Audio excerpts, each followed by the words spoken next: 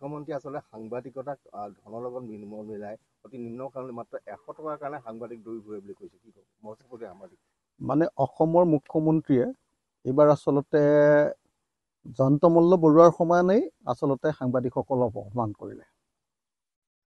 যি বক্তব্য প্ৰদান কৰিলে যে তেওঁ য'তেই যায় ৰাতি 12টা বজাতে হওক ৰাতিপুৱা 5টা বজাতে হওক সাংবাদিকবিলাক আহে, সাংবাদিকবিলাকক তেওঁ মন নাথাকিলেও বাধ্য দিয়ে এইকাৰণে যে বোলে সাংবাদিকবিলাকে কয় যে 100 টকা এটা নহ'লে আমি নাপাম। মই নাভাবোঁ যে অসমৰ সাংবাদিকে টকা 100 এটাৰ কাৰণে মুখ্যমন্ত্ৰীৰ পিছত বাইক ল'বলৈ ঘূৰি ফুৰে।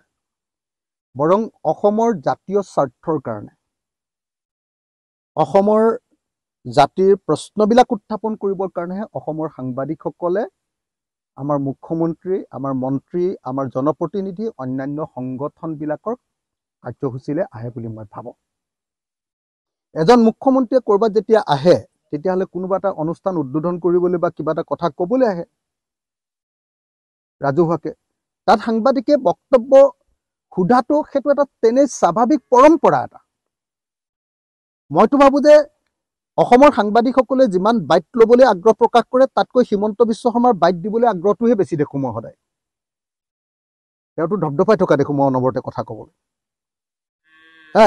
কিন্তু এতিয়া যেতিয়াই সংবাদ সেৱাৰ পৰা সাংবাদিকসকলৰ পৰা সংবাদ মাধ্যমৰ পিনৰ পৰা এই চৰকাৰখন আৰু তেওঁ সতীৰ্থ মন্ত্ৰীৰ প্ৰতি আক্ৰমণ বৃদ্ধি পাইছে, আক্ৰমণ বৃদ্ধি পোৱাৰ লগে লগে হিমন্ত বিশ্ব শৰ্মাই সকলো সাংবাদিককে 100 টকাৰ কাৰণে মুখ্যমন্ত্ৰীৰ পিছে পিছে ঘূৰি থকা বুলি অপমান কৰি দিলে। এইটো মই ভাবোঁ যে অকল মানে মফচলীয়া সাংবাদিকসকলৰ কাৰণে নহয়, সমগ্ৰ অসম আৰু সমগ্ৰ ভাৰত আৰু সমগ্ৰ পৃথিৱীৰ সাংবাদিকবিলাকৰ প্ৰতি অপমান। অসমৰ মুখ্যমন্ত্ৰীৰ বক্তব্য পৃথিৱীৰ সাংবাদিকসকলৰ প্ৰতি অপমান যে টকা 100ৰ কাৰণে এজন ৰাজনীতিকৰ, এজন নেতাৰ, এজন মুখ্যমন্ত্ৰীৰ বাইক ল'বলৈ ঘূৰি ফুৰা বুলি কোৱা কথাটো সমস্ত সাংবাদিকসকলৰ প্ৰতি অপমান। সাংবাদিকসকলে ত্যাগ কৰি, সাংবাদিকসকলে নিজৰ জীৱিকা নিজে, নিজৰ উপাৰ্জন নিজে কৰি সাংবাদিকতাক বেছিভাগ মফচলীয় সাংবাদিকে আচলতে তেওঁলোকৰ জীৱিকাৰ উৎসৰূপে ব্যৱহাৰ নকৰি তেওঁলোকৰ সমাজ সেৱাৰ এটা অংশৰূপেহে ব্যৱহাৰ কৰে।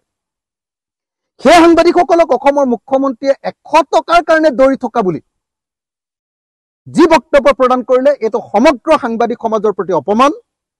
এই অপমানক ধিক্কাৰ দিছোঁ। এনেকুৱা ধৰণৰ অপমানজনক বক্তব্য ভৱিষ্যতে প্ৰদান নকৰিবৰ কাৰণে আহ্বান জনাইছোঁ আৰু এই বক্তব্য প্ৰদান কৰাৰ কাৰণে তেখেতক ৰাজহুৱাকৈ ক্ষমা খুজিবৰ কাৰণে মই দাবী উত্থাপন কৰিছোঁ।